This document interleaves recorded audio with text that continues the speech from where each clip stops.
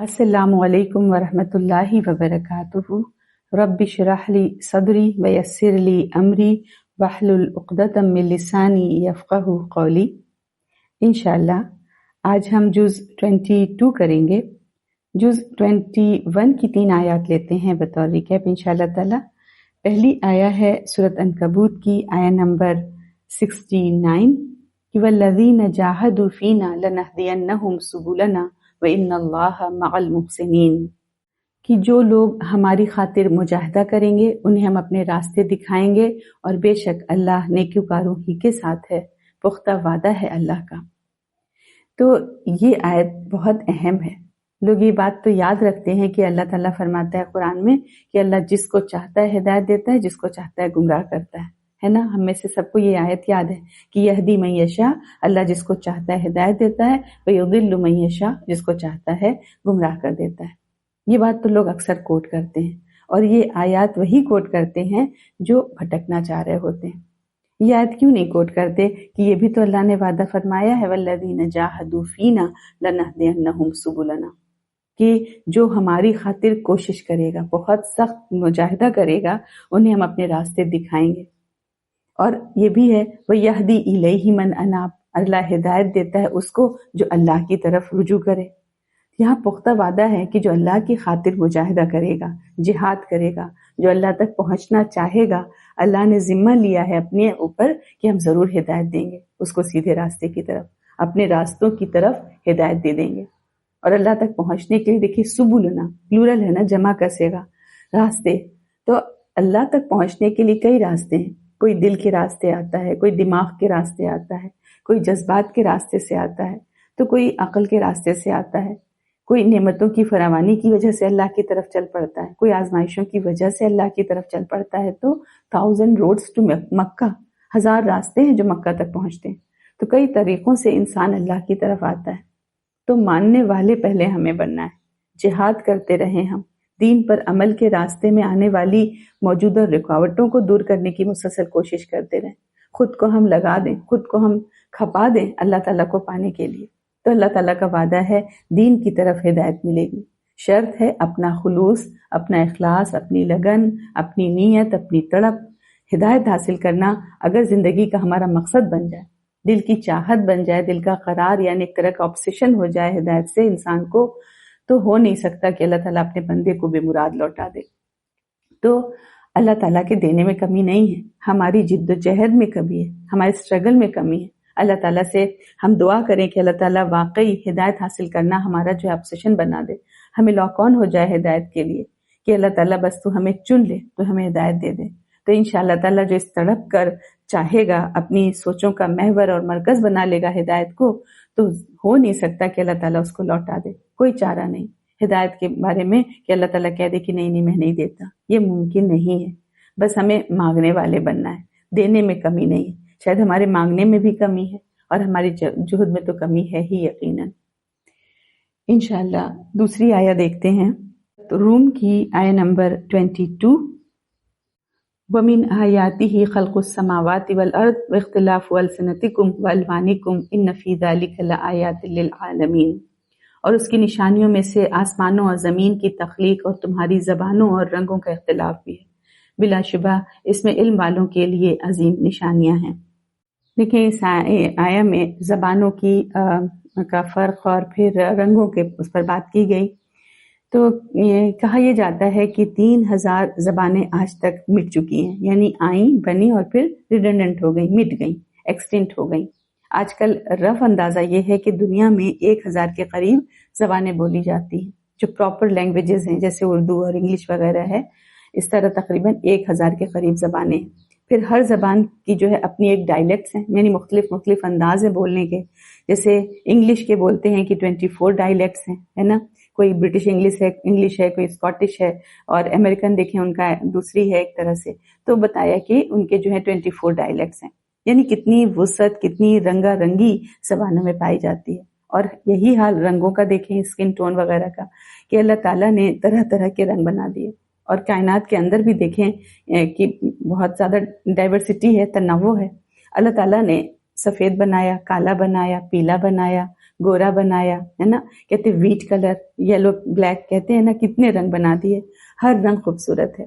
اگر شکل پر ذہانت کی چمک ہے، جسم میں صحت ہے اور روح کے اندر تقویٰ ہے تو ہر شکل پیاری ہے، ہر رنگ پیارا ہے۔ ناک نقشہ کتنا بھی پرفیکٹ ہو، اگر حماقت برس رہی ہو چہرے سے، روح مردہ ہو اور جسم بیمار ہو تو حسین سے حسین فیچرز بھی اچھے نہیں لگتے۔ اللہ نے ہر چیز حسین بنائی اور ہمیں حسین بننے کا طریقہ بھی قرآن میں سکھا دیا۔ اور دیکھیں کیسا نیوٹرل رنگ بنایا اللہ تعالیٰ نے ہماری اسکن کا۔ اگر سپوز کی کہ ہمیں نیلا بنا دیا ہوتا تو ہم نیلا رنگ پہن ہی نہیں سکتے تھے، اگر اللہ نے ہمیں ریڈ بنا دیا تو ریڈ نہیں پہن سکتے تھے۔ تو ایسا بیس کلر دیا، جو بھی رنگ پہنے اس پہ اچھا لگتا ہے نا، کھل جاتا ہے۔ اور رنگوں کا خوبصورت ہونا بھی دنیا میں مختلف معیار رکھتا ہے، کہیں سفید رنگ بہت زیادہ پسند کیا جاتا ہے، کہیں کالا رنگ ہے نا، حسن کی علامت ہے۔ ایک دفعہ کسی حبشی سے پوچھا گیا، وہ بالکل کالے ہوتے ہیں، کہ تمہارے یہاں کون سا رنگ سب سے خوبصورت سمجھا جاتا ہے؟ تو اس نے کہا اتنا کالا کہ ہتھیلی کا رنگ اور ہاتھ کا رنگ ایک ہو جائے، ہتھیلی بھی اتنی کالی ہو جتنی اوپر کی اسکن، اس کو وہ کہتے ہیں کہ سب سے حسین رنگ۔ اور ویسے بھی ہم کہتے ہیں نا کہ خوبصورتی جو ہے وہ دیکھنے والے کی نظر میں ہوتی ہے۔ لیلا کو لیلا کیوں کہتے ہیں؟ لیلا کا مطلب تو رات، وہ رات جیسی کالی مطلب کہتے تھے، لیکن مجنوں ہو گیا نا کوئی اس کے پیچھے۔ تو اللہ تعالیٰ نے سب بنایا، سب کو خوبصورت بنایا اور پہچان کے لیے فرق رکھے۔ رنگ دیکھ کر انسان اندازہ لگا لیتا ہے کہ یہ اس علاقے کا ہے، اس جگہ کا ہے نا، اس کا بیک گراؤنڈ پتہ چل جاتا ہے کہ اور اس کے کس پس منظر سے وہ آ رہا ہے۔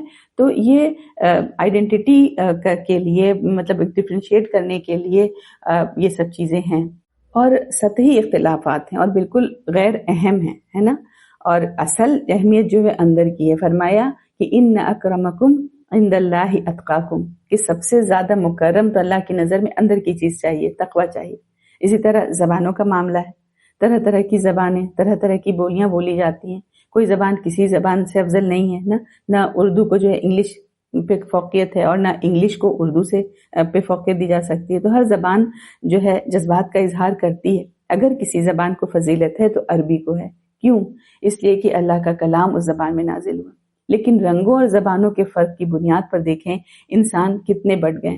مسلمان تو کم از کم نہیں بٹنے چاہیے تھے نا ان کو اس بنیاد پر، باقی تو انسانوں کو جانے دے مسلمان کی بات کہ ہم قرآن پڑھتے ہیں۔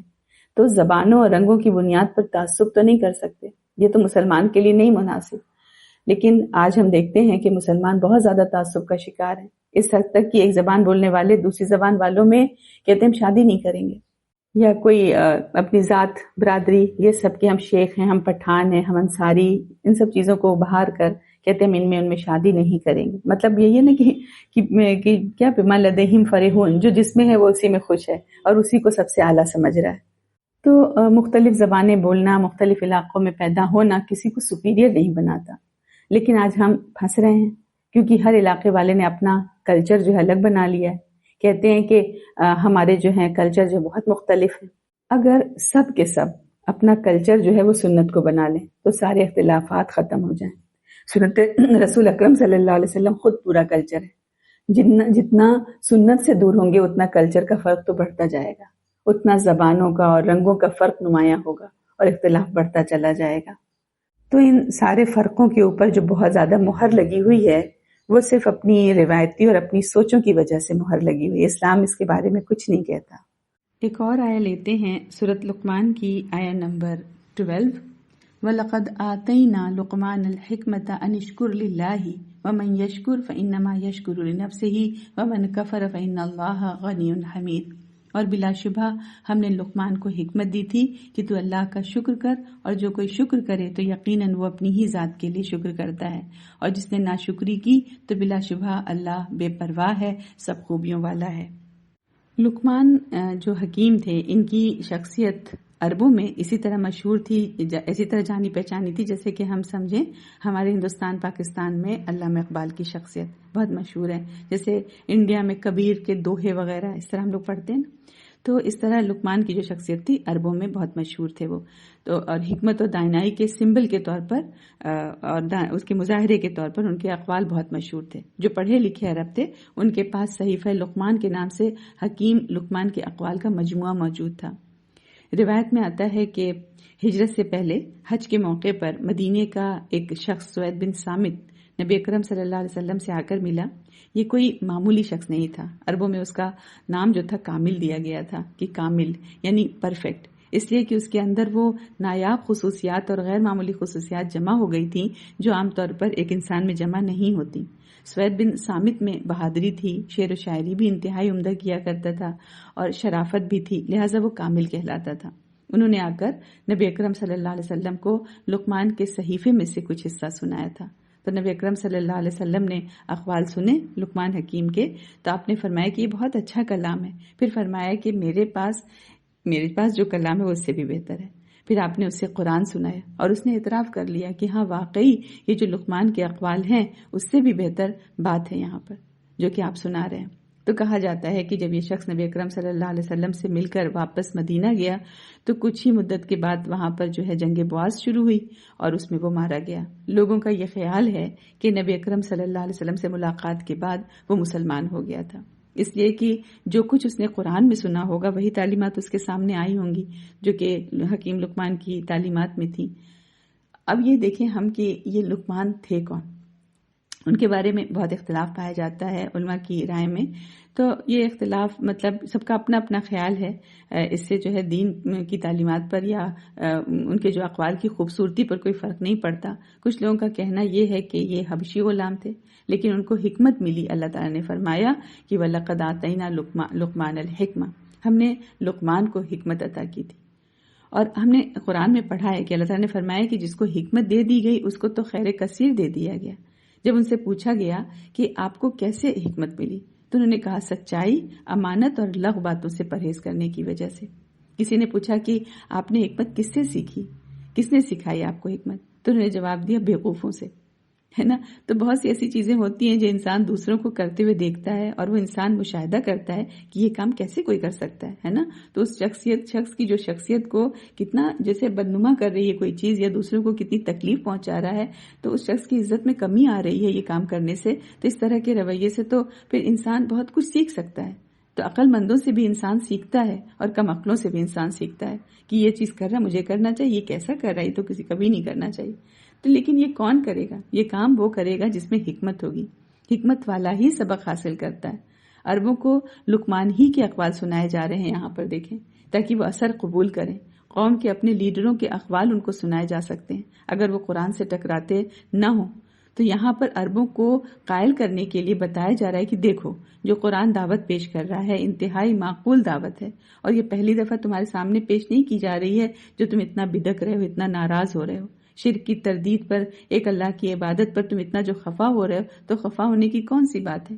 پہلے بھی جو عاقل اور دانا لوگ تھے وہ ایسی باتیں کرتے چلے آئے. تمہارا اپنا جو مشہور حکیم لقمان ہے نا، اب سے بہت پہلے یہی سب کچھ کہہ گیا ہے. اگر شرک کوئی نامعقول عقیدہ ہے تو اس کی دلیل تو خود موجود ہے. حکیم لقمان نے بھی شرک سے رکنے کو کہا تھا. تو اس کا مطلب ہے کہ شرک نامعقول چیز ہے، عقل میں آنے والی چیز نہیں ہے. عقل مند لوگوں نے خود شرک کی تردید کی ہے. تو حکمت حاصل کیسے کی جاتی ہے؟ فطرت کی رہنمائی میں عقل کو استعمال کرنا، یعنی سلیم فطرت ہے، سلامت فطرت ہے نا.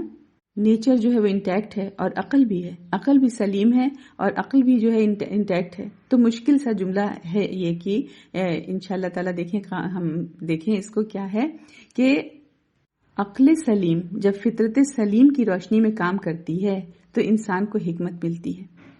اور اس حکمت کو، وزڈم کو اللہ تعالیٰ نے احسان فرمایا. جیسے سورۃ بقرہ میں تھا نا کہ جس کو یؤتی الحکمۃ من یشاء، کہ اللہ جس کو حکمت دیتا ہے اللہ تعالیٰ جس کو وہ چاہتا ہے، اور جس کو حکمت دی گئی اس کو خیر کثیر دے دیا گیا.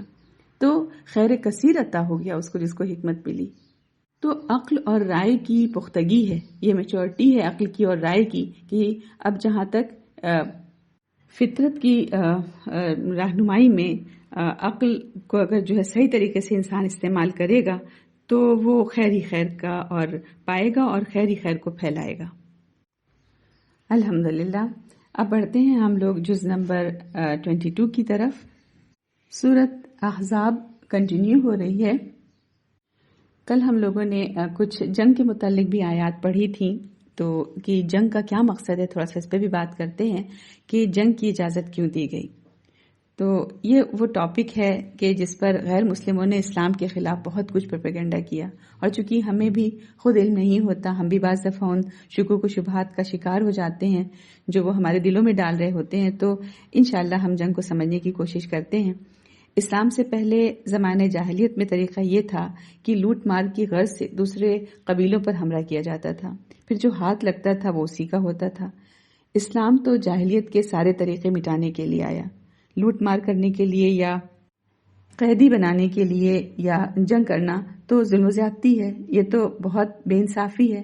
ہم قرآن میں تو پڑھتے آئے کہ واللہ لا يحب الظالمین، اللہ ظالموں سے محبت نہیں کرتا، انہ لا يحب المسرفین، اللہ سے حد سے بڑھنے والوں کو پسند نہیں کرتا، فإن اللہ علیم بالمفسدین، بے شک اللہ مفسدوں کو خوب جانتا ہے۔ تو یہ آیات مسلسل آتی رہی ہیں نا وقفے وقفے سے قرآن میں، تو جب اللہ پسند نہیں کرتا فساد کو اور اسراف کو اور ظلم کو، تو پھر اللہ اس کا حکم بھی نہیں دیتا۔ قرآن کے ذریعے مسلمانوں میں تقویٰ پیدا کیا گیا، بار بار اللہ کی صفات کے ذریعے سے اللہ کی پہچان، اللہ کی معرفت تازہ رکھی گئی۔ اللہ کے نام کثرت سے جو ہے آیات کے اختتام پر آتے ہیں، بار بار آخرت کی یاد دلائی گئی، الیہ ترجعون، تم اسی کی طرف لوٹائے جاؤ گے۔ اس سے مسلمانوں کی اخلاقی تربیت ہوئی، جاہلیت نکلی، اللہ کے دیے نظام پر خود بھی عمل کیا اور دوسروں کو بھی پہنچانے کا جہاں تک تعلق ہے تو یہ ان کا مشن تھا، یہ بھی جہاد کا حصہ تھا۔ اور دین دوسروں تک پہنچانے کے لیے جب امن کی ضرورت پڑی، مذاکرات کی ضرورت پڑی، صلح کی ضرورت پڑی تو صلح حدیبیہ بھی کی، اور جب پیغام پہنچانے کے لیے جنگ کی ضرورت پڑی تو انہوں نے جنگ بھی کی۔ تو اسلام میں نہ تو کوئی امن چیز ہے مقصد ہے اور نہ کوئی جنگ مقصد ہے، مقصد یہ ہے کہ فتنہ ختم ہو جائے اور دین کل کا کل اللہ کے لیے ہو جائے۔ جتنی بھی جنگیں آپ صلی اللہ علیہ وسلم اور آپ صلی اللہ علیہ وسلم کے صحابہ نے کی، ان سب کی نیت اصلاح کی تھی، نعوذ باللہ کوئی فساد اس کے اندر نہیں تھا۔ اور جو جنگیں آپ نے کی ہیں، تاریخ خود اس کی گواہ ہے کہ اس کے نتیجے میں اصلاح کے سوا، امن کے سوا، بہتری کے سوا کچھ حاصل نہیں ہوا۔ نبی اکرم صلی اللہ علیہ وسلم نے اپنے صحابہ کی تربیت اسی نہج پر کی کہ ان کو دنیا میں دین پھیلانا ہے اور تو کس طرح سے پھیلائیں۔ وہ روبانم باللیل و فرسانم بالنہار تھے، رات کے راہب اور دن کے شہسوار۔ مدینہ ہجرت کرنے کے بعد قتال فی سبیل اللہ کا سلسلہ شروع ہوا۔ جو آپ صلی اللہ علیہ وسلم نے جنگیں لڑی وہ افینسو بھی تھیں اور ڈیفینسو بھی تھیں، دونوں طرح کی تھیں۔ ڈیفینسو ہم دیکھیں جیسے جنگ احزاب تھی، وہ ڈیفینسو جنگ تھی، دفاعی جنگ تھی، اور افینسو مثال کے طور پر بدر۔ اسلام میں جنگ کا مقصد نہ مال و دولت حاصل کرنا ہے، نہ اقتدار سمیٹنا ہے، اور نہ کالونیز بنانا ہے کہ تجارتی منڈیاں حاصل کر لی جائیں جہاں جا کر اور سستا لیبر حاصل کیا جا سکے، یا اپنی فیکٹری کا مال جہاں چاہیں بیچا جا سکے، بلکہ قتال فی سبیل اللہ کا مقصد ہوتا ہے لکلمت اللہ ہی العلیٰ، کہ اللہ کا کلمہ سب سے بلند ہو جائے۔ کوئی ٹیریٹوریل سپریمیسی کے لیے جنگ نہیں کی جاتی کہ یہ کہا جائے کہ ہم اتنے بڑے علاقے کے مالک ہیں۔ اب ہم دیکھیں کہ میں اسلامک پوائنٹ ویو کی بات کر رہی ہوں کہ مسلمانوں نے کیا کیا، اس سے ہم کنفیوز نہیں ہوں۔ مسلمان کیا کرتے ہیں یا مسلمان ممالک، اس سے ہم کنفیوز نہیں ہوں۔ قرآن اور حدیث کا نقطہ نظر اس وقت ہم سمجھنے کی کوشش کر رہے ہیں۔ تو یہ اسلام کے مقاصد ہیں جنگ کرنے کے، یہی ہے دراصل فی سبیل اللہ قتال کرنا۔ اس کے علاوہ اگر کوئی اور مقصد، کوئی اور موٹیو اگر ہو تو وہ جہاد نہیں ہوتا، بلکہ وہ فساد فی سبیل اللہ بن جاتا ہے۔ نبی اکرم صلی اللہ علیہ وسلم کے زمانے میں ہر جنگ فی سبیل اللہ تھی۔ خلفائے راشدین کے دور میں بھی قتال کا سلسلہ جاری رہا۔ روم، ایران، مصر، عراق کے علاقے اسلام کے جھنڈے تلے آ گئے۔ جب مسلمان فوجیں جو تھیں ایران کی طرف گئیں تو وہاں ایرانیوں نے ان سے پوچھا، آپ ہم سے جنگ کیوں کرنے آئے؟ ہم تو آپ سے لڑنا نہیں چاہتے۔ تو مسلمان فوج کے جو سپہ سالار تھے سعد بن وقاص رضی اللہ عنہ، انہوں نے جواب دیا، انا قد ارسلنا، ہم آئے نہیں ہیں، ہم تو بھیجے گئے ہیں۔ کیوں؟ لنخرج الناس من الجہالۃ الی نور الایمان، تاکہ ہم لوگوں کو جہالت کے اندھیروں سے نکال کر ایمان کے نور کی طرف لے کر آئیں۔ ومن جور الملوک الی عدل الاسلام، اور بادشاہوں کے ظلم سے ان کو نکال کر اسلام کے عدل کی طرف لے کر آئیں۔ اور تاریخ اس بات پر گواہ ہے کہ جہاں جہاں مسلمان گئے ان خطوں کو انہوں نے سنوار دیا، اصلاح کر دی، ان کی بہترین سلوک لوگوں سے کیا، سڑکیں بنی، سرائے بنے، صاف پانی میسر آیا، تعلیم فراہم کی گئی۔ اور اسلام کی عظمت کی داستانیں آج بھی اسپین، ترکی اور بغداد کی تاریخ میں مل جائیں گی۔ قصے کہانیاں نہیں ہیں، یہ خوابوں کی باتیں نہیں ہیں، یہ تو جیتی جاگتی حقیقت ہے۔ اگر کسی وجہ سے مسلمانوں کو کوئی علاقہ چھوڑنا پڑتا تھا تو وہاں کی غیر مسلم آبادی رو رو کر دعا کرتی تھی کہ اللہ تم لوگوں کو واپس لائے۔ محمد بن قاسم کو سندھ کے ہندوؤں نے دیوتا بنا لیا تھا، پوجا کرتے تھے، ان کا بت بنا کر رکھ لیا تھا اور ان کو پوجنے لگ گئے تھے۔ ان کا خیال یہ تھا کہ ایسی پاکیزہ سیرت والا شخص انسان نہیں ہو سکتا۔ آج کوئی مسلمان ہو یا غیر مسلم ہو، یہ بات سب کو انصاف کے ساتھ کہنی چاہیے کہ اسلام نے جو جنگ کے طریقے سکھائے، کسی دنیا کی تاریخ میں اس کی مثال نہیں ملتی۔ بڑے سے بڑے کمانڈر کے تحت جو جنگیں ہوئی ہیں، ہم سوچیں جنرلز نے کس طرح لڑی، اور جب وہ کسی جگہ کو فتح کرتے تو وہاں پر لوٹ مار اور ظلم و بربریت کی کیسی داستانیں رقم کرتے چلے جاتے تھے۔ اب اگر بعد میں مسلمانوں نے ظلم و زیادتی کرنے کو جنگیں کیں، اپنی ذاتی عزت اور اپنے اقتدار میں اضافے کی خاطر انہوں نے جنگیں کیں پرسنل پریسٹیج کے طور پر، تو وہ ان کا اپنا قصور ہے، وہ اس کا جواب خود دیں گے۔ یہ بات بھی ہم یاد رکھیں کہ ہر مسلمان حاکم جو جنگ کی بات کرتا ہے تو ضروری نہیں ہے کہ وہ فی سبیل اللہ ہو، اس کو بھی ہم دماغ سے نکال دیں کہ کسی بھی مسلمان حکمران نے اگر جنگ کی کال دی ہے تو وہ ضرور قتال فی سبیل اللہ ہوگا۔ نہیں، ایسی بات نہیں ہے۔ جب مسلمانوں نے اللہ سے اپنا تعلق کمزور کر لیا، قرآن سے اپنا تعلق کمزور کر لیا، بہت فتنہ و فساد پھیلا، بہت ظلم و زیادتیاں بعد بھی جو انہوں نے کی، لیکن یہ ان کا اپنا قصور ہے۔ اس کا الزام ہرگز قرآن پر یا اسلام کے سر پر نہیں جاتا۔ اسلام اور ہے اور مسلمان اور ہیں۔ قرآن کہتا کچھ ہے، مسلمان جب بگڑ جاتے ہیں تو کرتے کچھ اور ہیں۔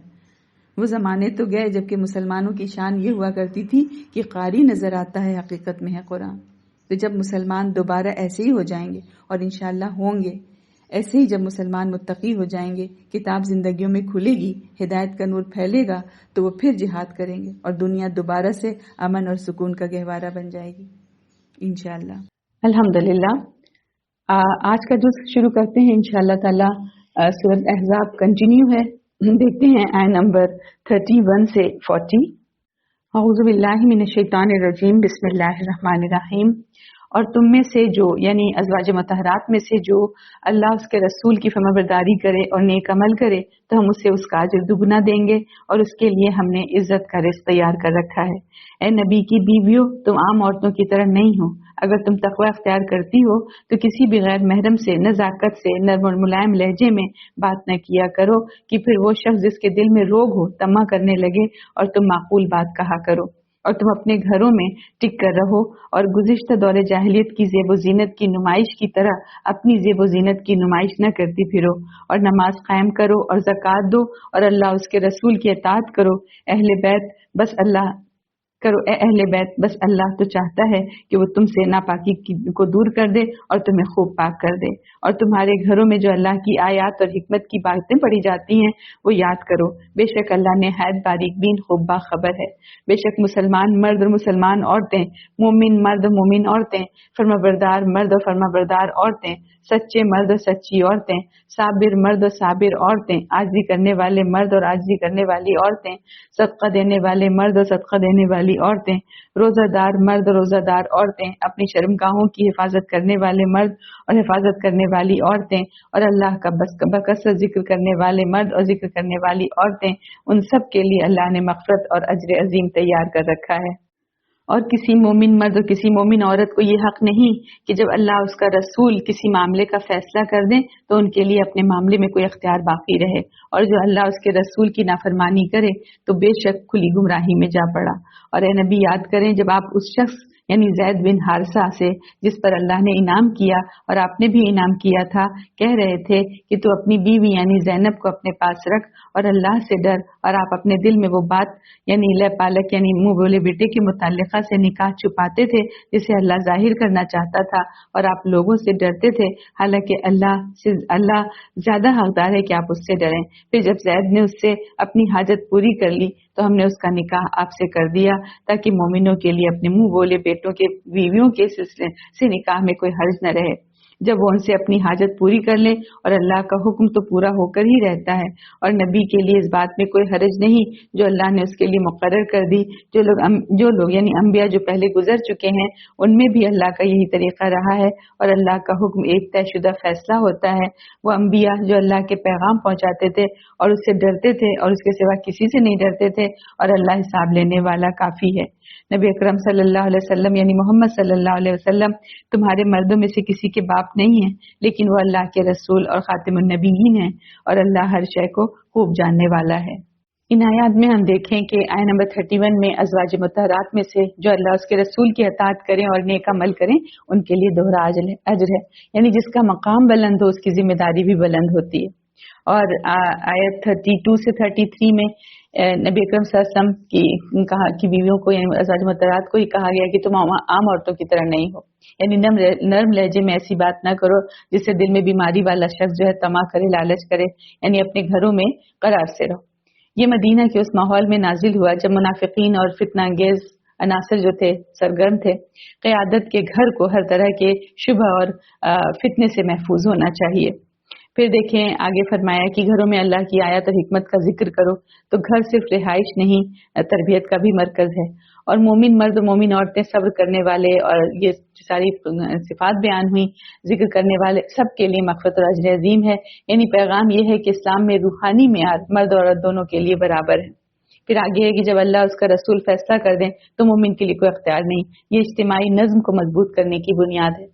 پھر دیکھیں زید بن حارثہ رضی اللہ عنہ کا واقعہ اور نکاح کا جو حکم ہے، یہ ممولے بیٹے کے مسئلے کو عملی طور پر ختم کرنے کے لیے تھا، یعنی اللہ نے واضح کر دیا کہ نبی اکرم صلی اللہ علیہ وسلم کسی کے باپ نہیں بلکہ اللہ کے رسول و خاتم النبیین ہیں۔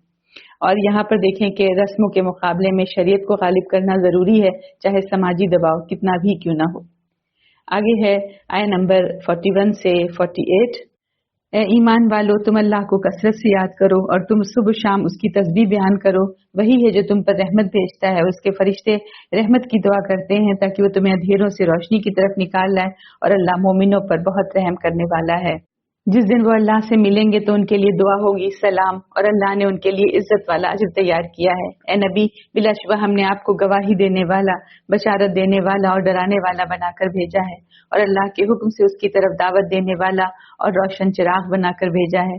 اور مومنوں کو اس بات کی بشارت دے دیجئے کہ بے شک ان کے لیے اللہ کی طرف سے بہت بڑا فضل ہے، اور کافروں اور منافقوں کی اطاعت نہ کیجیے اور ان کی ایذا رسانی نظر انداز کر دیجیے، اور اللہ پر توکل کیجیے، اور اللہ کا ساز کافی ہے۔ ان آیات میں دیکھیں ذکر و درود کا ایک طرح سے حکم ہے کہ کثرت سے اللہ کا ذکر کرو، نبی اکرم صلی اللہ علیہ وسلم پر درود بھیجو۔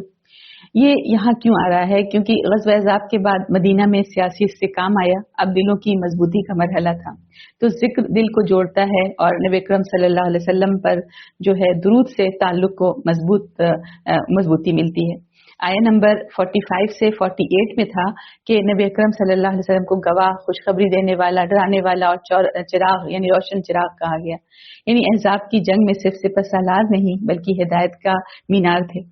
تو ان ساری آیتوں کا خلاصہ اس طرح ہے کہ بیرونی دشمن کا مقابلہ ہو چکا، اب اندرونی تطہیر اور نظریاتی مضبوطی ہے، قیادت کا گھر، معاشرہ اور دل تینوں کی اصلاح ہو رہی ہے۔ آگے ہے آیت نمبر 49 سے 59۔ اے ایمان والو، جب تم مومن عورتوں سے نکاح کرو پھر انہیں چھونے سے پہلے ان کو طلاق دے دو تو تمہارے لیے ان پر کوئی عدت نہیں کہ تم اس عدت کو شمار کرو، لہٰذا تم انہیں کچھ دے دلا کر نہایت اچھے طریقے سے رخصت کر دو۔ اے نبی، بے شک ہم نے آپ کے لیے آپ کی وہ بیویاں حلال کر دی ہیں جن کی مہر آپ نے ادا کیے، اور وہ کنیزیں بھی جو آپ کی ملکیت ٹھہری، ان کنیزوں میں سے جو اللہ نے آپ کو غنیمت میں دی، اور آپ کے چچا کی بیٹیاں اور آپ کی پھوپھیوں کی بیٹیاں اور آپ کے ماموں کی بیٹیاں اور آپ کے خالاؤں کی بیٹیاں جنہوں نے آپ کے ساتھ ہجرت کی، اور مومن عورت بھی اگر وہ اپنے آپ کو نبی کے لیے ہبہ یعنی وقف کر دے، اگر نبی ارادہ کرے کہ اسے اپنے نکاح میں لے آئے، جبکہ اجازت دوسرے مسلمانوں کے سوا خاص آپ کے لیے ہے۔ ہم خوب جانتے ہیں جو کچھ ہم نے ان مومنوں پر، ان کی بیویوں اور ان کی لوڈیوں کے بارے میں فرض کیا ہے، آپ کے لیے ازواج کی یہ حلت اس لیے ہے کہ آپ پر کوئی تنگی نہ رہے، اور اللہ بہت بخشنے والا، نہایت رحم کرنے والا ہے۔ आप अपनी बीवियों में से जिसे चाहें अपने से अलग रखें और जिसे चाहें अपने पास जगह दें, और जिन्हें आपने अलग रखा उनमें से जिसे भी आप अपने पास रखना चाहें तो भी आप पर कोई गुनाह नहीं। ये इख्तियार इस बात की कि ज्यादा करीब है कि उन्हें उनकी आंखें ठंडी हों और वो गमगीन न हो, और जो कुछ भी आप उन्हें दें वो सब उस पर राजी हों। और अल्लाह जानता है जो कुछ तुम्हारे दिलों में है, और अल्लाह खूब जानने वाला निहायत हिल्म वाला है। और उनके बाद आपके लिए और औरतें हलाल नहीं, और न ये जायज है कि आप उन मौजूदा बीवियों की जगह और बीवियां बदल लें अगरचे उनका हुस्न आपको अच्छा लगे, सिवाय उन लौडियों के जो आपकी मिल्कियत ठहरें, और अल्लाह हर चीज पर खूब निगहबान है। ए ईमान वालो, तुम नबी के घरों में दाखिल न हुआ करो मगर ये कि तुम्हें खाने के लिए इजाजत दी जाए, न ये कि वहां जाकर खाना पकने का इंतजार करते रहो, लेकिन जब तुम्हें दावत दी जाए तब तुम दाखिल हो जाओ, फिर जब खाना खा चुको तो मुंतशिर हो जाओ और वहीं बातों में न लगे रहो। बिलाशुबह तुम्हारी ये रविश नबी सल्लल्लाहु अलैहि वसल्लम को तकलीफ देती है, चुनांचे वो तुमसे शर्माते हैं और अल्लाह हक बात से शर्माता नहीं। और जब तुम उन अज़वाज नबी से कोई चीज मांगो तो पर्दे के पीछे से मांगो, ये बात तुम्हारे दिलों और उनके दिलों के लिए ज्यादा पाकीज़ा है। और तुम्हारे लिए ये जायज नहीं कि तुम अल्लाह के रसूल को ईजा दो, और न ये जायज कि तुम उसकी वफात के बाद कभी उसकी बीवियों से निकाह करो। बेशक तुम्हारा ये फेल अल्लाह के नजदीक बहुत बड़ा गुनाह है। अगर तुम कोई चीज जाहिर करो या उसे छुपाओ तो बिलाशुबा अल्लाह हर चीज को खूब जानने वाला है। औरतों पर अपने बापों और अपने बेटों और अपने भाइयों और अपने भतीजों और अपने भांजों और अपनी औरतों और अपनी मिल्कियत में आने वालों यानी लौंडी गुलामों के सामने आने में कोई गुनाह नहीं। और ए औरतों, तुम अल्लाह से डरती रहो, बेशक अल्लाह हर चीज पर गवाह है। बिलाशुबा अल्लाह और उसके फरिश्ते नबी पर रहमत भेजते हैं। ए ईमान वालों, तुम भी उस पर दुरूद भेजो और खूब सलाम भेजो। बिलाशुबा जो लोग अल्लाह उसके रसूल को ईजा पहुंचाते हैं, अल्लाह ने उन पर दुनिया और आखिरत में लानत की है और उनके लिए रुस्वा कुन अजाब तैयार किया है। और जो लोग मोमिन मर्दों मोमिन औरतों को ईजा पहुंचाएं जबकि उन्होंने कोई जुर्म न किया हो तो यकीनन उन लोगों ने बोहतान और खुले गुनाह का बोझ उठाया। ए नबी, अपनी बीवियों, अपनी बेटियों और मोमिनों की औरतों से कह दीजिए कि वो अपने ऊपर अपनी चादरें लटका लिया करें। ये बात इसके ज्यादा करीब है कि वो पहचान ली जाएं और उन्हें ईजा न पहुंचाई जाए, और अल्लाह बहुत बख्शने वाला निहायत रहम करने वाला है। इन आयात में देखें निकाह, इद्दत और तलाक से मुतल्लिक हुक्म दिया गया। पैगाम क्या है कि इस्लामी माशरा जज्बात पर नहीं मुनज़्ज़म खानदानी कानून पर कायम होता है। नबी अकरम सल्लल्लाहु अलैहि वसल्लम के लिए फिर देखें आगे मखसूस निकाही अहकामात बयान हुए, इसलिए कि नबी अकरम सल्लल्लाहु अलैहि वसल्लम का निकाही निज़ाम आम अफराद जैसा नहीं था। उसमें दावत, कबीलों के ताल्लुकात और समाजी हिकमत भी शामिल थी। और मतलब यही है कि क़यादत की निजी जिंदगी भी उम्मत की मसलहत से जुड़ी हुई होती है।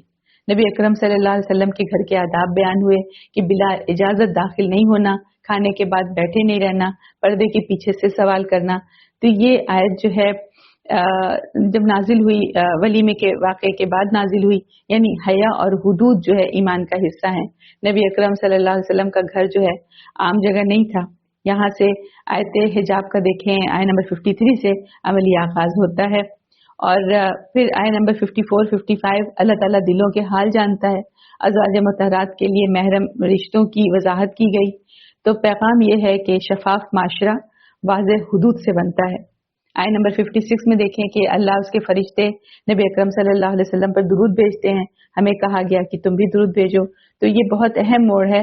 ग़ज़वा अहज़ाब के बाद नबी अकरम सल्लल्लाहु अलैहि वसल्लम की अज़मत और मकाम को मज़ीद वाज़ेह किया गया कि नबी अकरम सल्लल्लाहु अलैहि वसल्लम से मोहब्बत और ताल्लुक़ जो है वो ईमान का हिस्सा है। फिर आगे की आयतों में 57 और 58 में कि जो अल्लाह और उसके रसूल को अजियत देते हैं उन पर लानत है। तो मोमिन मर्दों और औरतों को बिला वजह तकलीफ देना ये भी बड़ा गुनाह है, और ये मुनाफिकीन के तर्ज अमल की तरफ इशारा है यहाँ पर। और फिर आय 59 में मोमिन औरतों को जिल्बाब ओढ़ने का हुक्म दिया गया ताकि पहचानी मतलब जाएं और सताई न जाएं। तो ये मदीना में मुनाफिकीन की छेड़छाड़ के पस मंजर में नाजिल हुई। पैगाम क्या है कि हया हिफाजत भी है और शनाख्त भी है। यानी इन आयात में सबक यही है कि रियासत सिर्फ जंग जीतने से मजबूत नहीं होती है बल्कि इखलाक, हया और नज्म से मजबूत होती है। आगे है आय नंबर 60 से 73, اگر منافقین اور جن لوگوں کے دلوں میں مرض ہے اور مدینے میں جھوٹی افواہیں اڑانے والے باز نہ آئے تو ہم ضرور آپ کو ان پر مسلط کر دیں گے، پھر وہ آپ کے پاس اس مدینے میں تھوڑی مدت ہی رہ سکیں گے۔ وہ دھتکارے ہوئے ہیں، جہاں بھی وہ پائے جائیں پکڑ لیے جائیں گے اور بری طرح قتل کر دیے جائیں گے۔ جو لوگ پہلے گزر چکے ہیں ان میں بھی اللہ کا یہی طریقہ رہا ہے اور آپ اللہ کے طریقے میں ہرگز کوئی تبدیلی نہیں پائیں گے۔ لوگ آپ سے قیامت کے بارے میں پوچھتے ہیں، کہہ دیجئے اس کا علم تو بس اللہ ہی کے پاس ہے، آپ کو کیا خبر، شاید قیامت قریب ہی ہو۔ بلا شبہ اللہ نے کافروں پر لعنت کی ہے اور ان کے لیے خوب بھڑکتی ہوئی آگ تیار کر رکھی ہے، وہ اس میں ہمیشہ ابد تک رہیں گے، وہ اپنا کوئی دوست اور کوئی مددگار نہ پائیں گے۔ جس دن آگ میں ان کے چہرے الٹ پلٹ کیے جائیں گے تو وہ کہیں گے اے کاش ہم نے اللہ کی اطاعت کی ہوتی اور ہم نے رسول کی اطاعت کی ہوتی، اور وہ کہیں گے اے ہمارے رب بے شک ہم نے اپنے سرداروں اور اپنے بڑوں کی اطاعت کی تو انہوں نے ہمیں سیدھی راہ سے بھٹکا دیا، اے ہمارے رب ان کو دگنا عذاب دے اور ان پر بڑی سخت اور زیادہ لعنت کر۔ اے نبی، اے ایمان والو، تم ان لوگوں کی طرح نہ ہو جانا جنہوں نے موسیٰ کو ایذا دی تھی، پھر اللہ نے اسے اس جھوٹی بات سے بری کر دیا جو انہوں نے کہی تھی، اور وہ اللہ کے نزدیک بڑے رتبے والا تھا۔ اے ایمان والو، اللہ سے ڈرو، سیدھی سچی بات کہا کرو، وہ تمہارے عمل درست کر دے گا اور تمہارے لیے تمہارے گناہ بخش دے گا، اور جو اللہ اس کے رسول کی اطاعت کرے تو بے شک اس نے بہت بڑی کامیابی حاصل کر لی۔ بلا شبہ ہم نے اپنی امانت آسمانوں اور زمین میں اور پہاڑ کے سامنے پیش کی تو انہوں نے اسے اٹھانے سے انکار کر دیا اور وہ اس سے ڈر گئے اور وہ امانت انسان نے اٹھا لی، یقیناً وہ بڑا ظالم اور بہت جاہل ہے۔ ہم نے یہ امانت اس لیے اٹھوائی کہ اللہ منافق مردوں، منافق عورتوں اور مشرک مردوں اور مشرک عورتوں کو عذاب دے، اور اللہ مومن مردوں مومن عورتوں پر رحم فرمائے، اور اللہ بہت بخشنے والا نہایت رحم کرنے والا ہے۔ ان آیات میں کیا پڑھا ہم نے کہ منافقین دل کے بیمار ہے نا، اور مدینہ میں افواہیں پھیلانے والوں کو سخت تنبیہ کی جا رہی ہے کہ اگر باز نہ آئے تو انہیں نکال دیا جائے گا۔ پس منظر کیا ہے کہ احزاب کے بعد بھی اندرونی فتنہ ختم نہیں ہوا تھا، افواہیں، خوف پھیلانا، سازشیں جو تھی جاری تھیں، تو اسلامی معاشرہ اندرونی تخریب برداشت نہیں کرتا، یہ بات ہے۔ اور پھر دیکھیں آگے جو ہے 63 سے 68 میں جو باتیں بتائی گئیں، یہاں تو قیامت کا ذکر ہے۔ لوگ پوچھتے ہیں قیامت کب آئے گی؟ جو گمراہ ہوئے وہ قیامت کے دن اپنے سرداروں کو مورد الزام ٹھہرائیں گے۔ تو یہاں کہا جا رہا ہے کہ اندھی پیروی جو ہے وہ انجام سے نہیں بچا سکتی، ہر شخص جو ہے وہ خود ذمہ دار ہے۔ پھر آگے 69 آیا میں دیکھیں کہ اے ایمان والو، موسیٰ کو اذیت دینے والوں کی طرح نہ بنو، یعنی اشارہ ہے کہ جیسے بنی اسرائیل نے اپنے نبی کو ستایا ویسے تم اپنے نبی یعنی نبی اکرم صلی اللہ علیہ وسلم کو اذیت نہ دو، تو زبان اور شک اور افواہ سے اس طرح کی باتیں نہ کرو۔ پھر آگے ہے آیت نمبر 71 سے 77، اس میں جو بات کہی گئی وہ یہ ہے کہ سیدھی بات کہو، اللہ تمہارے اعمال درست کر دے گا اور گناہ بخش دے گا۔ تو کہا جا رہا ہے کہ اصلاح زبان اصلاح عمل ہے، یعنی معاشرہ زبان سے بنتا ہے یا بگڑتا ہے۔ تو یہ مطلب یہ پورا جو خلاصہ ہے کہ امانت کا سمجھے ذکر ہے کہ ہم نے امانت آسمانوں، زمین اور پہاڑوں پر پیش کی، آگے جو ہے کہ وہ ڈر گئے، انسان نے اس کو اٹھا لیا، تو یہ امانت کیا ہے؟ یعنی ذمہ داری ہے اور اختیار، تکلیف اور جواب دہی ہے۔ تو انسان کمزور بھی ہے اور ظالم بھی ہو سکتا ہے، مگر اگر صحیح استعمال کرے ہے نا تو بلند ترین مقام پا سکتا ہے۔ الحمدللہ سورۃ الاحزاب مکمل ہوئی۔ اس کا جو مجموعی خلاصہ ہم ذہنوں میں رکھیں کہ کیا کچھ ہم سے گزرا ہے سورۃ احزاب میں، تو ایمان آزمائش میں پرکھا گیا اور منافقین دیکھیں بے نقاب ہوئے، نبی اکرم صلی اللہ علیہ وسلم کا مقام واضح ہوا، گھر، معاشرہ اور قیادت کی تطہیر ہوئی، آخر میں انسان کی ذمہ داری یاد دلائی گئی۔ اور احزاب مطلب یہ سورہ جو ہے کیا سکھا رہی ہے کہ جنگ جیتنا کافی نہیں ہے، دل، زبان اور ذمہ داری بھی سنبھالنی ہوتی ہے۔ آگے سورت سبا آ رہی ہے، اور سورت سبا یہ بھی مکی سورت ہے، اس میں بھی توحید، آخرت اور شکر اور ناشکری کے نتائج بیان کیے جائیں گے انشاءاللہ۔ اور دیکھیں ابھی سورت احزاب میں ہم نے دیکھا کہ اجتماعی ذمہ داری اور امانت کا ذکر تھا نا، اور سورت سبا میں انشاءاللہ ہم دیکھیں گے کہ جب قومیں نعمت کی قدر نہیں کرتی ہیں تو ان کا کیا انجام ہوتا ہے۔ تو ابھی تو امانت کا بوجھ تھا، بات تھی، یہاں شکر اور ناشکری کا انجام آئے گا۔ تو شروع کرتے ہیں الحمدللہ، دیکھتے ہیں آیت نمبر 1 سے 10۔ तमाम तारीफ अल्लाह ही के लिए है जिसका वो सब कुछ है जो आसमानों में है और जो जमीन में है, और आखिरत में भी हम उसी के लिए है, और वो निहायत हिकमत वाला बाखबर है। वो जानता है जो कुछ जमीन में दाखिल होता है और जो कुछ उससे निकलता है, और जो कुछ आसमान से उतरता है और जो कुछ उसमें चढ़ता है, और वो निहायत रहम करने वाला, बहुत बख्शने वाला है।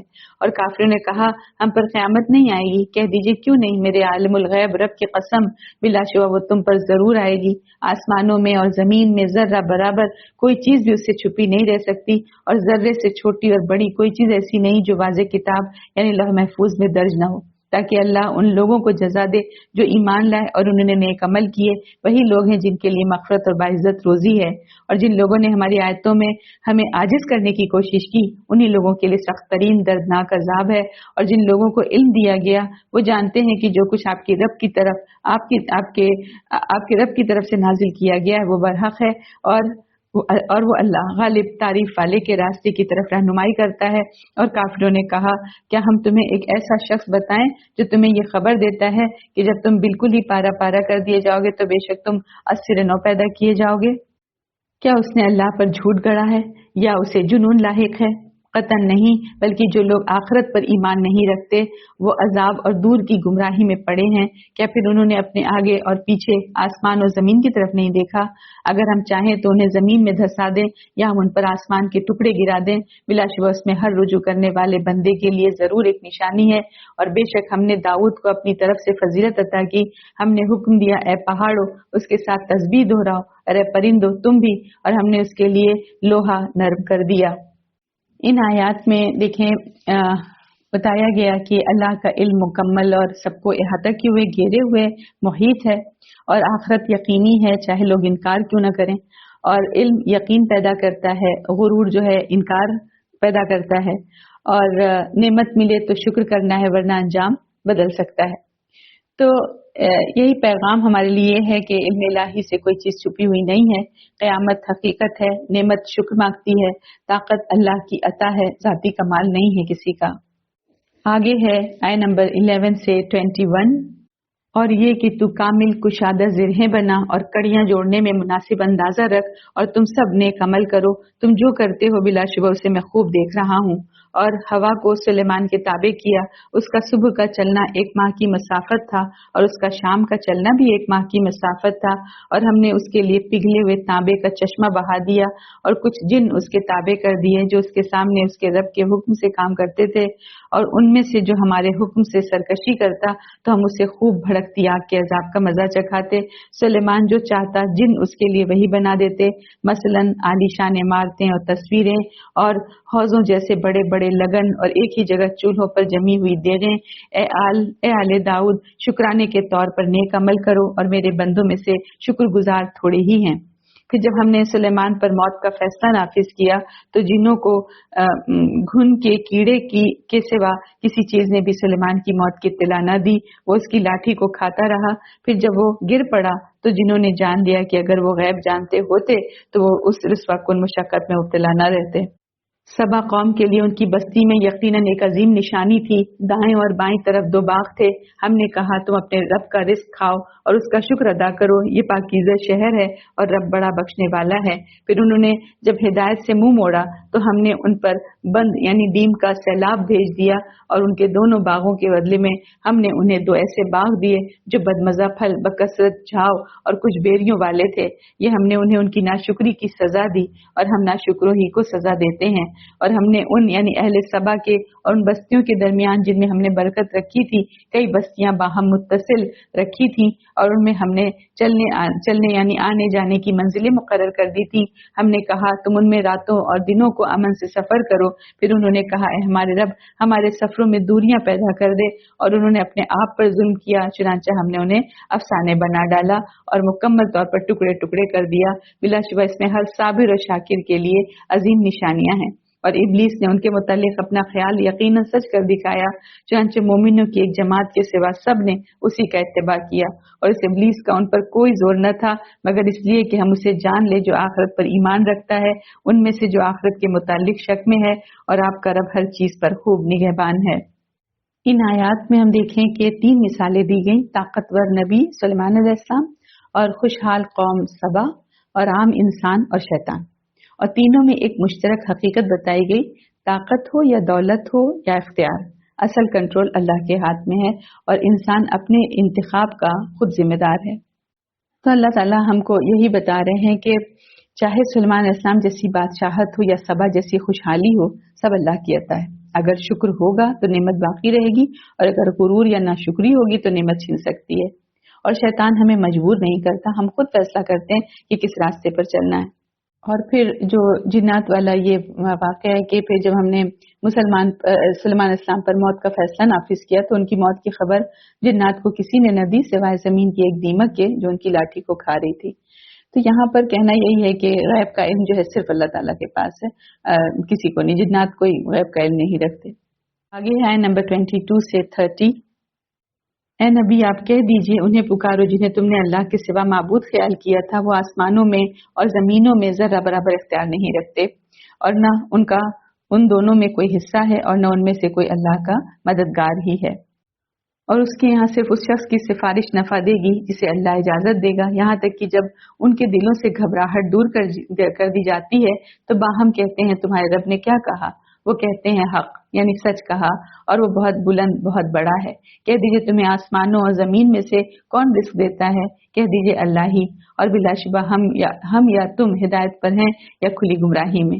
कह दीजिए जो हमने जुर्म किया तुमसे उसकी बाबत नहीं पूछा जाएगा और न हमसे उसकी बाबत पूछा जाएगा जो तुम अमल करते हो। कह दीजिए हमारा रब हम सबको जमा करेगा, फिर वो हमें हमारे दरमियान हक के साथ फैसला करेगा और वही है बेहतर फैसला करने वाला, खूब जानने वाला। कह दीजिए तुम मुझे वो माबूद दिखाओ जिन्हें तुमने शरीक ठहरा कर अल्लाह के साथ मिला दिया है, ऐसा हरगिज नहीं बल्कि वही अल्लाह गालिब खूब हिकमत वाला है। और हमने आपको तमाम इंसानों के लिए बशारत देने वाला और डराने वाला ही बनाकर भेजा है, लेकिन अक्सर लोग नहीं जानते और वो कहते हैं अगर तुम सच्चे हो तो ये वादा कब पूरा होगा। कह दीजिए तुम्हारे लिए एक ऐसे दिन का वादा है कि न तुम उससे एक घड़ी पीछे रह सकोगे और न तुम आगे बढ़ सकोगे। इन आयात में देखें पैगाम हमारे लिए है कि शिर्क का सारा निजाम जो है सब बेबुनियाद है, इख्तियार तो सिर्फ अल्लाह ताला के पास है। फिर देखें आगे जो है फिर मजबूत जो है अंदाज़े दावत दिख रही है कि फैसला दलील से करो, जिद से नहीं करो। और फिर आगे देखें आयत 27-28 में कि कह दीजिए दिखाओ वो शरीक जिन्हें तुमने मिलाया, यानी रिसालत आलमी है, सिर्फ एक कौम के लिए नहीं है ना। और फिर आयत नंबर 29 से 30 में कि वो पूछते हैं क़यामत कब आएगी, कह दीजिए उसका एक मुकर्रर वक्त है, न एक घड़ी आगे न पीछे होगी, यानी क़यामत का इनकार करने से वो टलती नहीं है, वक्त मुकर्रर है और यकीनी है। तो यही है कि इख्तियार सिर्फ अल्लाह के पास है, शिर्क पे बुनियाद है, दावत हिकमत से दी जाती है, क़यामत का वक्त तयशुदा है, यानी जो आज खुद को ताकतवर समझता है कल जवाबदेह होगा। आगे है आयत नंबर 31 से 45। और जिन लोगों ने कुफ्र किया उन्होंने कहा हम इस कुरान पर हरगिज ईमान नहीं लाएंगे और न उन किताबों पर जो उससे पहले की हैं, और ए नबी काश आप देखें जब जालिम लोग अपने रब के सामने खड़े किए जाएंगे इस हाल में कि वे एक दूसरे को इल्जाम दे रहे होंगे, तो जो लोग दुनिया में कमजोर समझे जाते थे उन लोगों से कहेंगे जो तकब्बुर करते थे अगर तुम न होते तो यकीनन हम मोमिन होते। वो लोग जो तकब्बुर करते थे उन लोगों से कहेंगे जो कमजोर समझे जाते थे क्या हमने तुम्हें हिदायत से रोका था जबकि वो तुम्हारे पास आ गई थी, बल्कि तुम खुद ही मुजरिम थे। और वो लोग जो कमजोर समझे जाते थे उन लोगों से कहेंगे जो तकब्बुर करते थे नहीं बल्कि तुम्हारी रात और दिन की चालों ही ने हमें रोका था जब तुम हमें हुक्म देते थे कि हम अल्लाह के साथ कुफ्र करें और उसके शरीक ठहराएं, और वो सब दिल में नदामत छुपाएंगे जब अजाब देखेंगे, और हम उन लोगों की गर्दनों में तौक डाल देंगे जिन्होंने कुफ्र किया, उन्हें उसी का बदला दिया जाएगा जो वो अमल करते थे। और हमने जिस बस्ती में भी कोई डराने वाला यानी रसूल भेजा तो उसके खुशहाल लोगों ने यही कहा बिलाशुबा जिस चीज के साथ तुम्हें भेजा गया है हम उसका इनकार करते हैं, और उन्होंने कहा हम तुमसे माल और औलाद में ज्यादा हैं और हमें अजाब नहीं दिया जाएगा। आप कह दीजिए बिलाशुबा मेरा रब जिसके लिए चाहे रिस्क कुशादा करता है और जिसके लिए चाहे तंग करता है, लेकिन अक्सर लोग नहीं जानते। और तुम्हारे माल और तुम्हारी औलाद ऐसे नहीं जो तुम्हें दर्जे में हमारे करीब कर दें, मगर मुकर्रब वो है जो ईमान लाया और उसने नेक अमल किए, तो यही लोग हैं जिनके लिए उनके अमाल का दुगना बदला है और वो बाला खानों में अमन से रहेंगे। और जो लोग हमें हमें आजिज करने के लिए हमारी आयतों को झुटलाने में लगे हुए हैं, वही लोग अजाब में हाजिर किए जाएंगे। कह दीजिए, बेशक मेरा रब अपने बंदों में से जिसके लिए चाहे रिस्क कुशादा करता है और जिसके लिए चाहे तंग करता है, और तुम जो चीज भी खर्च करते हो तो उसका एवज देता है, और वो सबसे बेहतर रिस्क देने वाला है। और जिस दिन वो उन सबको जमा करेगा तो वो फरिश्तों से कहेगा, क्या ये लोग तुम्हारी ही इबादत किया करते थे? वो कहेंगे, तू पाक है, तू ही उनके माँ सिवा हमारा कारसाज है, बल्कि वो तो जिन्हों की इबादत करते थे, उनके अक्सर उन्हीं पर ईमान रखते थे। चुनांचे कहा जाएगा, आज तुम्हारा कोई भी किसी के लिए नफा नुकसान का कुछ अख्तियार नहीं रखता। और हम उन जालिमों यानी मुशरिकों से कहेंगे, उस आग के अजाब का मजा चखो जिसे तुम झुटलाते थे। और जब उन पर हमारी वाज़ेह आयात तिलावत की जाती हैं तो वो कहते हैं, ये ऐसा आदमी ही तो है जो चाहता है कि तुम्हें उन माबूदों से रोक दे जिनकी तुम्हारे बाप दादा इबादत किया करते थे। और वो कहते हैं, ये कुरान घड़ा हुआ झूठ ही तो है। और जब उन काफिर लोगों के पास हक आया तो उन्होंने उसके मुतालिक कहा, ये तो खुला जादू है, और हमने उन कुफार को कोई किताब नहीं दी कि वो उसे पढ़ते हों, और हमने आपसे पहले उनकी तरफ कोई डराने वाला नहीं भेजा, और उनसे पहले के लोगों ने भी हक को झुटलाया था, जबकि ये तो उसके 10वें हिस्से को भी नहीं पहुंचते जो हमने उनको दिया था। फिर उन्होंने मेरे रसूलों को झुटलाया तो कैसा हुआ उन पर मेरा अजाब। हम देखें आय नंबर 31 और 33 में जो ये बात है कि काफिर कहते हैं, हम न इस कुरान को मानेंगे न उससे पहले की किताबों को मानेंगे, यानी क़यामत के दिन वो एक दूसरे पर इल्जाम डालेंगे। तो पैगाम ये है कि क़यामत के दिन कोई किसी का बोझ नहीं उठाएगा, हर शख्स खुद जिम्मेदार होगा। फिर आया 34 से 39 में जो ये बात है कि हर कौम में जब भी रसूल आए, अक्सर मालदार और बासर लोगों ने मुखालफत की, तो वो कहते थे कि हम माल और औलाद में ज्यादा हैं, हमें अजाब नहीं होगा। तो यहाँ पर ये बताया जा रहा है कि दौलत कामयाबी जो है का मेयार नहीं है, असल मेयार जो है ईमान और अमल है। और आगे आया 40 और 42 में कि क़यामत के दिन फरिश्तों से पूछा जाएगा, क्या ये तुम्हारी इबादत करते थे? तो वो कहेंगे, नहीं, ये तो जिन्नात की पैरवी करते थे। तो ये बताया जा रहा है कि झूठे सहारे क़यामत के दिन मुनकिर हो जाएंगे। फिर आयत 43 से 45 में कि जब उन्हें कुरान सुनाया जाता है तो कहते हैं, ये तो एक आदमी है जो तुम्हें तुम्हारे बाप दादा के तरीके से रोकना चाहता है। तो पिछली कौमों ने भी ऐसे ही इनकार किया और आखिरकार वो हलाक हो गई। तो यहाँ बताया जा रहा है कि हक को नया नजरिया कहकर रद्द करना तारीख का पुराना रवैया है, कोई नई बात नहीं है। तो इन सारे उसमें जो पैगाम है कि क़यादत या पैरवी जो है उज़्र नहीं बनेगी, माल और ताकत जो है धोखा दे सकते हैं, हक हमेशा मुखालफत के बावजूद गालिब ही होता है। तारीख गवाह है, इनकार का अंजाम जो है वो तबाही है, यानी आज का इनकार कल की हसरत न बन जाए। आगे है आय नंबर 46 से 54।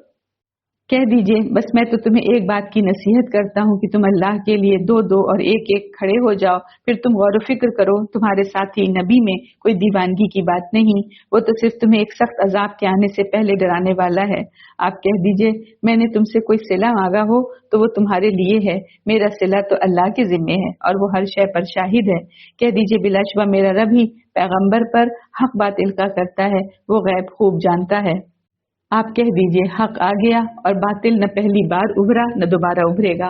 कह दीजिए, अगर मैं बहका हुआ हूँ तो बिलाशुबा मेरे बहकने का वबाल मुझी पर होगा, और अगर मैं हिदायत पर हूँ तो ये उस वही की वजह से है जो मेरा रब मेरी तरफ करता है। बेशक वो खूब सुनने वाला निहायत करीब है। और काश आप देखें, जब वो घबराए हुए होंगे तो वो भाग कर बच न सकेंगे और वो करीब ही की जगह से पकड़ लिए जाएंगे, और वो कहेंगे, हम अब इस पर ईमान लाए हैं, और उनके लिए उतनी दूर की जगह से ईमान का हुसूल कहाँ मुमकिन होगा, हालांकि उससे पहले दुनिया में वो उसके मुनकिर थे और दूर की जगह से बिन देखे ही अटकल के तीर फेंकते रहे, और उनके चाहतों के दरमियान आड़ हायल कर दी जाएगी, जैसे इससे पहले उन जैसों के साथ किया गया था। बिलाशुबा वो तरद्दुद में डालने वाले शक में थे। आयत 46 में जो फरमाया कि तुम्हें एक बात की नसीहत करता हूँ कि तुम अल्लाह के लिए खड़े हो जाओ, अकेले भी और मिलकर भी, फिर गौर करो। मतलब ये है कि तासुब छोड़ो, तासुब छोड़कर संजीदगी से सोचो, मसला जिद का नहीं है, हक का है। फिर आगे 47 में कि नबी अकरम सल्लल्लाहु अलैहि वसल्लम फरमाते हैं कि मैं तुमसे कोई अजर नहीं मांगता, मेरा अजर तो अल्लाह के पास है। यानी दावत जो है मफाद के लिए नहीं है, कोई फायदा नहीं चाहिए, हिदायत के लिए चाहिए, अल्लाह की रजा चाहिए। और फिर आगे 48 से 50 में कि हक आ चुका और बातिल न पहली बार कुछ कर सका न दोबारा कर सकेगा। तो अगर मैं गुमराह हुआ तो नुकसान मेरा है ना, और अगर हिदायत पर हूँ तो वही की वजह से हूँ।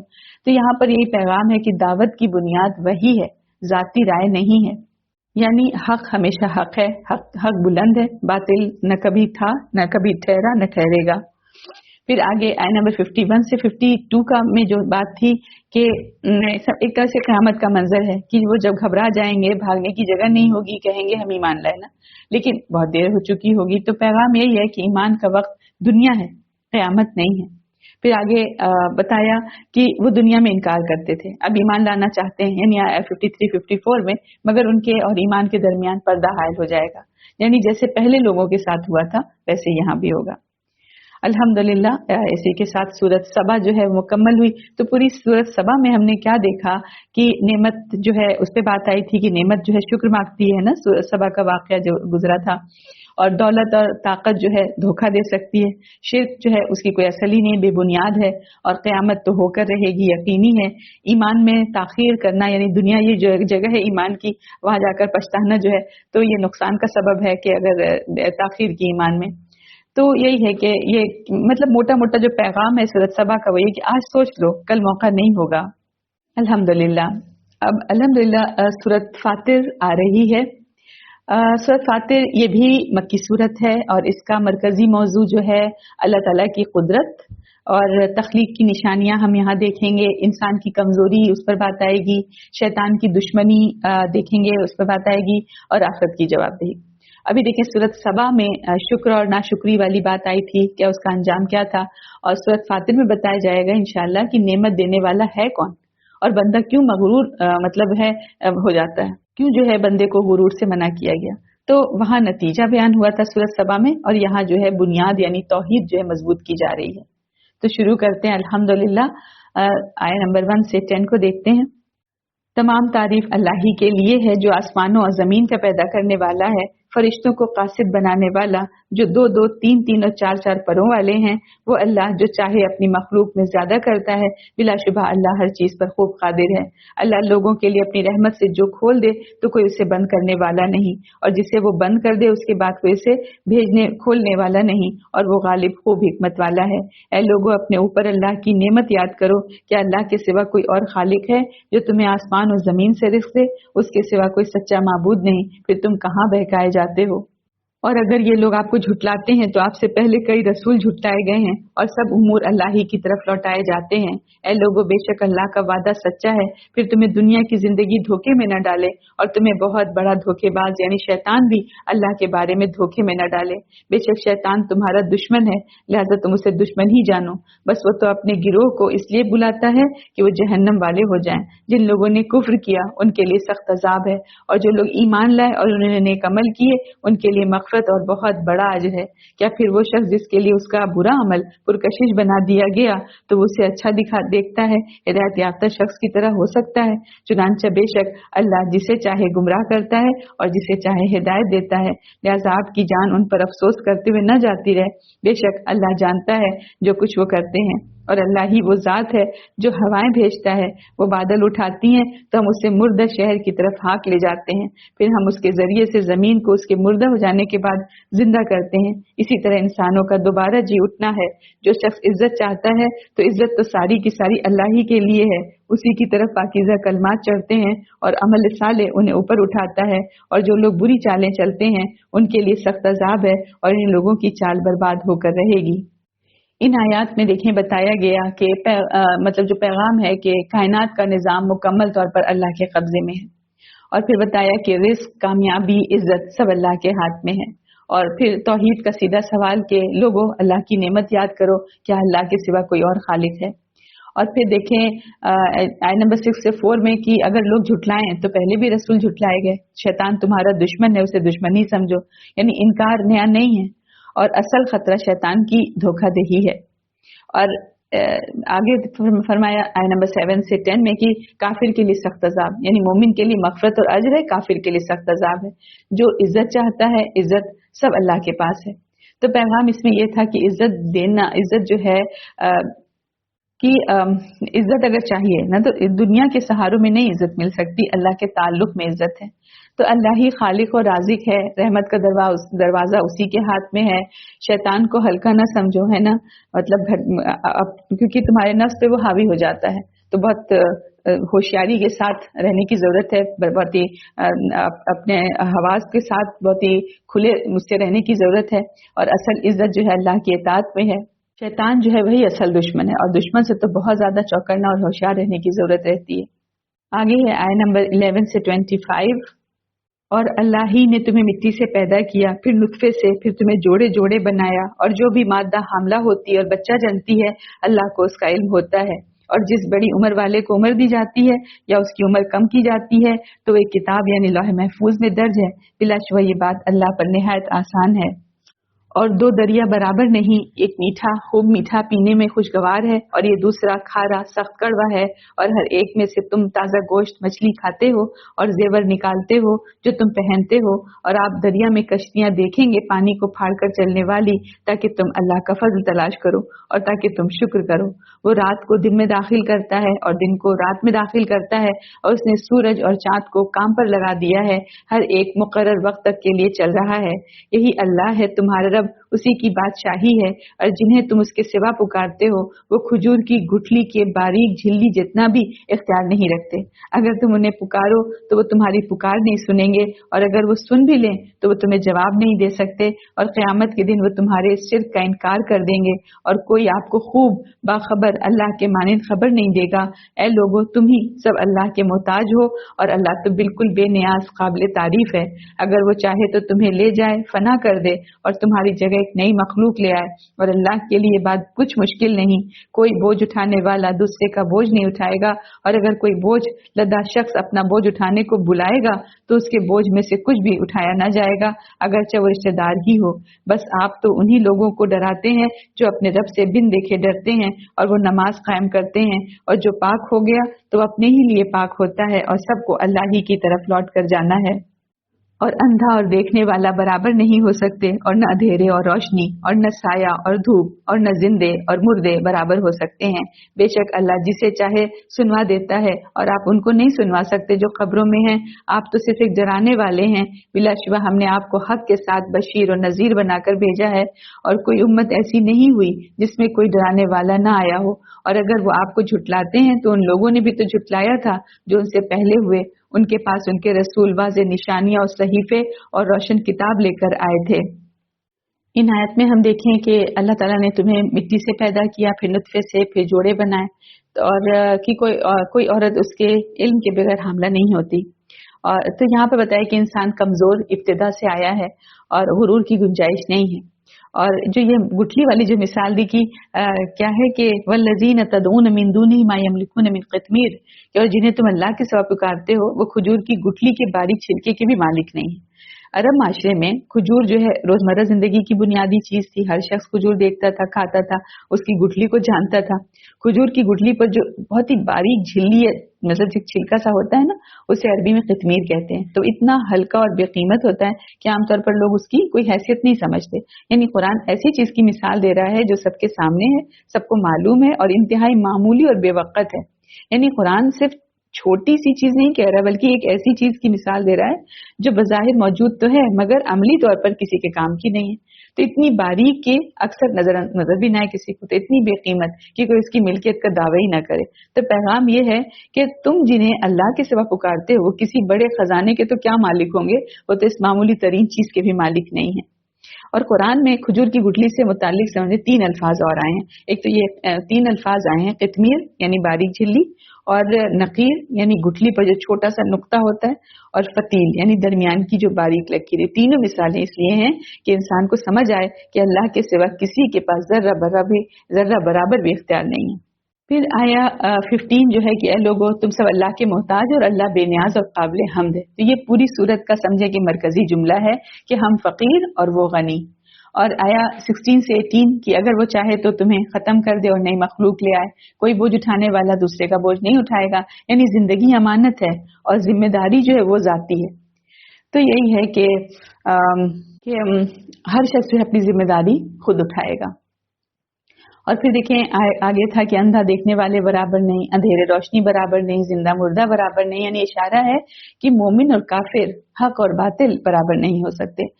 हिदायत सुनने वाले जिंदा दिल होते हैं। फिर आगे था कि आप सल्लल्लाहु अलैहि वसल्लम सिर्फ डराने वाले हैं, यानी हर उम्मत में खबरदार करने वाला आया। तो पैगाम यह है कि इनकार नया नहीं है, तारीख में बार बार यही हुआ है। अगर ये झुटलाएं तो उनसे पहले लोगों ने भी झुटलाया, यानी तंबीह है यहाँ पर कि इनकार का अंजाम हमेशा जो है महफूज नहीं रहा है। तो इंसान मोहताज है, अल्लाह बेनियाज है, हक और बातिल बराबर नहीं है, तारीख गवाह है, इनकार का अंजाम सख्त होता है। तो ये सारी आयत जो झिझोड़ रही हैं कि गुरूर छोड़ो, हकीकत पहचानो और जिंदा दिल बनकर सुनो। आगे है आयत नंबर 26 से 45 तक कि फिर मैंने उन लोगों को पकड़ लिया जिन्होंने कुफ्र किया था, फिर देखो मेरा अजाब कैसा इबरतनाक था। क्या आपने देखा नहीं कि बिलाशुबा अल्लाह ने आसमान से पानी नाजिल किया, फिर हमने उसके जरिए से ऐसे फल निकाले जिनके रंग मुख्तलिफ हैं, और पहाड़ों में सफेद और सुर्ख घाटियां हैं, उनके रंग मुख्तलिफ हैं और बहुत गहरे स्याह भी।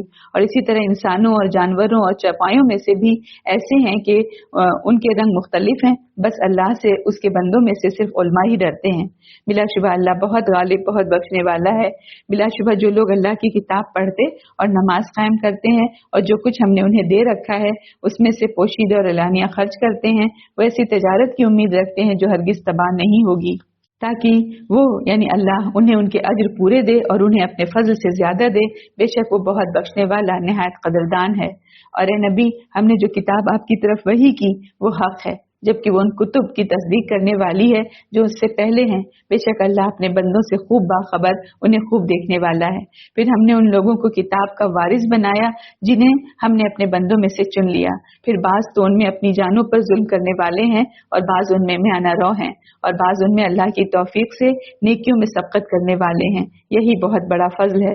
हमेशा रहने के बाग हैं जिनमें वो दाखिल होंगे, वहाँ उन्हें सोने के कंगन और मोती पहनाए जाएंगे और वहाँ उनका लिबास रेशम का होगा।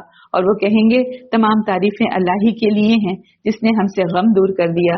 बेशक हमारा रब बहुत बख्शने वाला, खूब कदरदान है।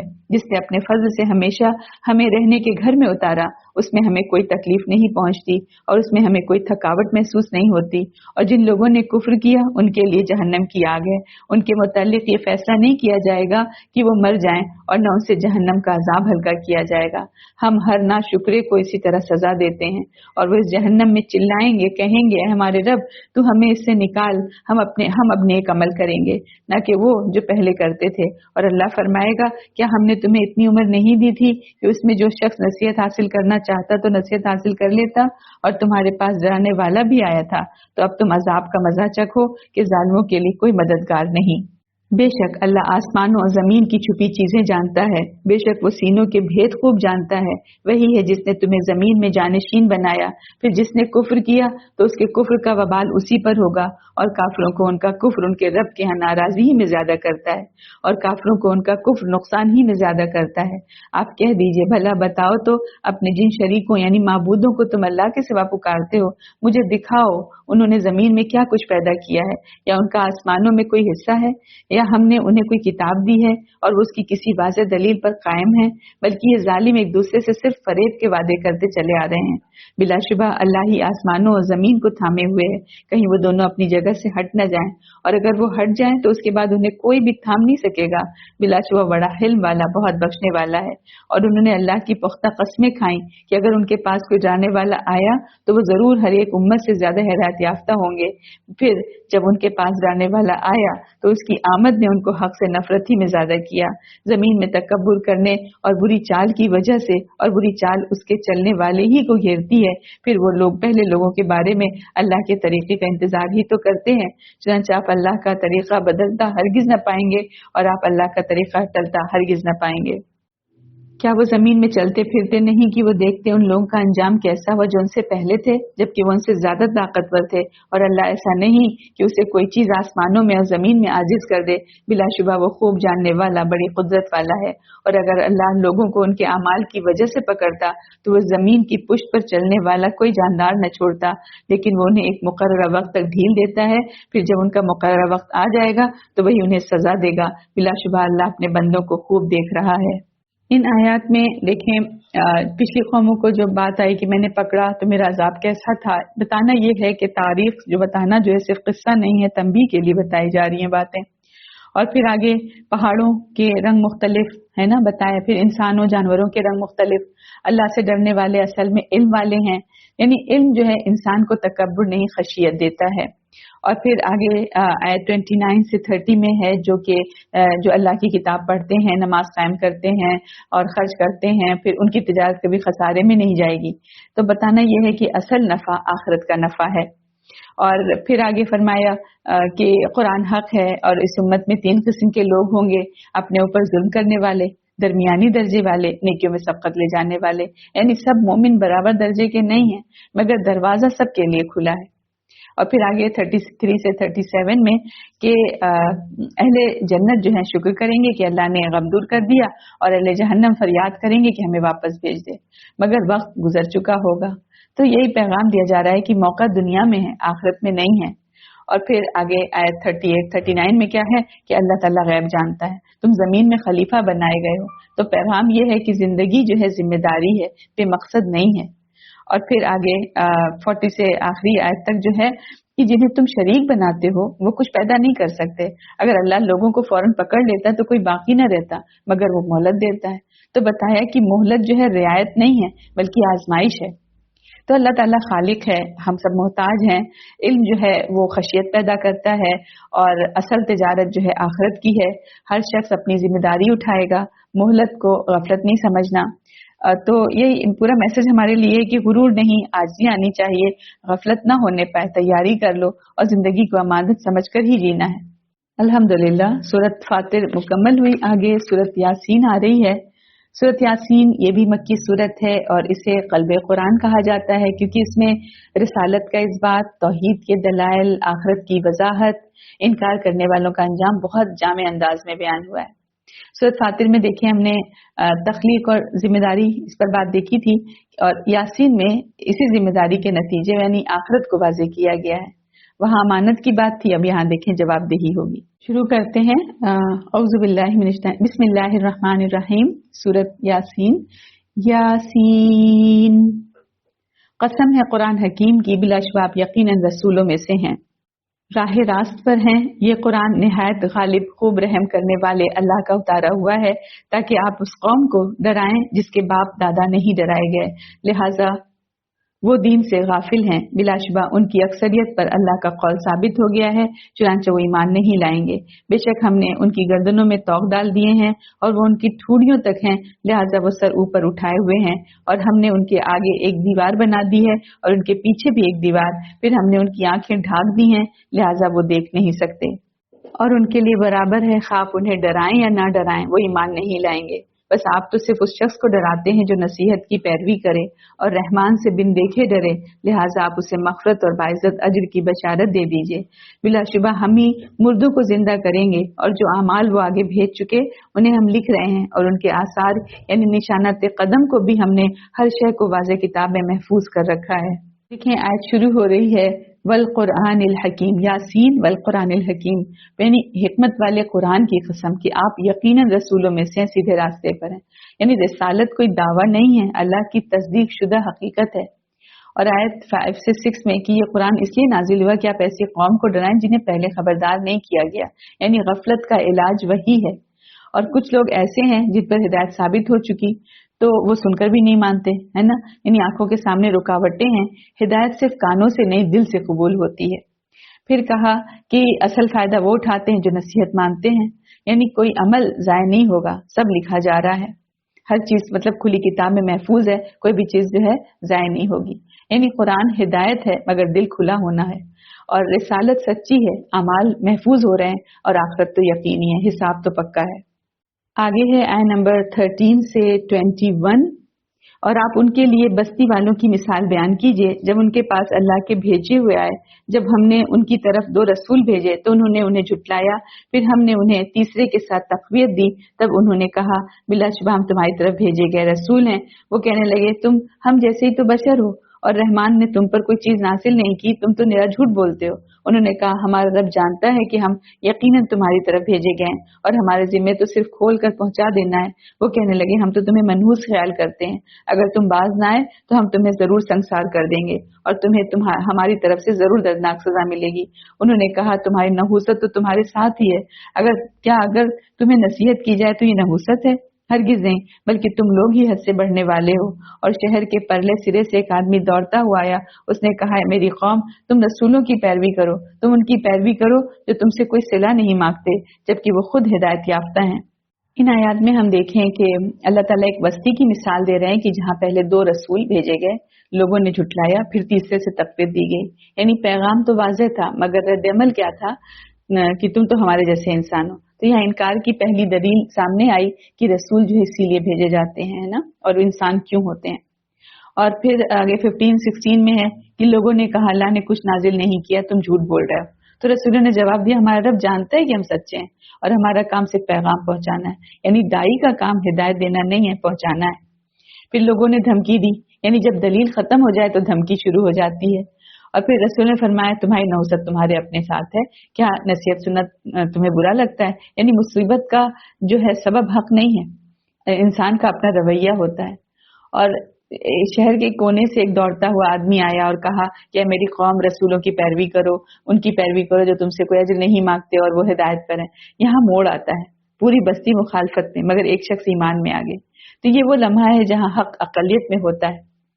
तो पैगाम यही है अब तक जो हम पढ़ रहे हैं कि हक का इनकार जो है अक्सर वो तो हमारे जैसे हैं, यहाँ से शुरू होता है। और जब दलील कमजोर हो जाए तो धमकी आती है। रसूल का काम पहुंचाना है, जबरदस्ती नहीं है।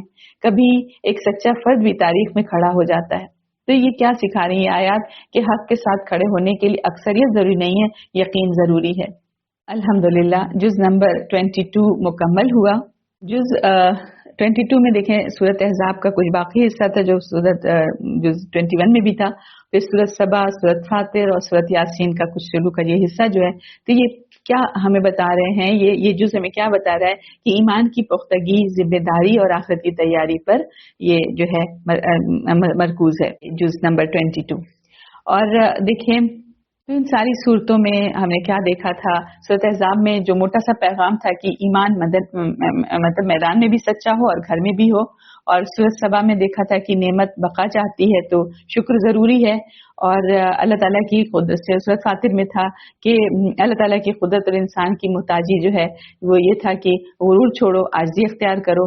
और सूरत यासीन में अब तक जो हमने पढ़ा वो यही कि रिसालत, हक और आखिरत है ना, यानी कि हक सुनकर दिल खुला रखो, वक्त जो है बहुत महदूद है। तो अल्लाह ताला से हम दुआ करते हैं कि अल्लाह हमें आजमाइश में साबित कदम रख, नेमत में शाकिर बना। आमीन। वस्सलामु अलैकुम वरहमतुल्लाहि वबरकातुहू।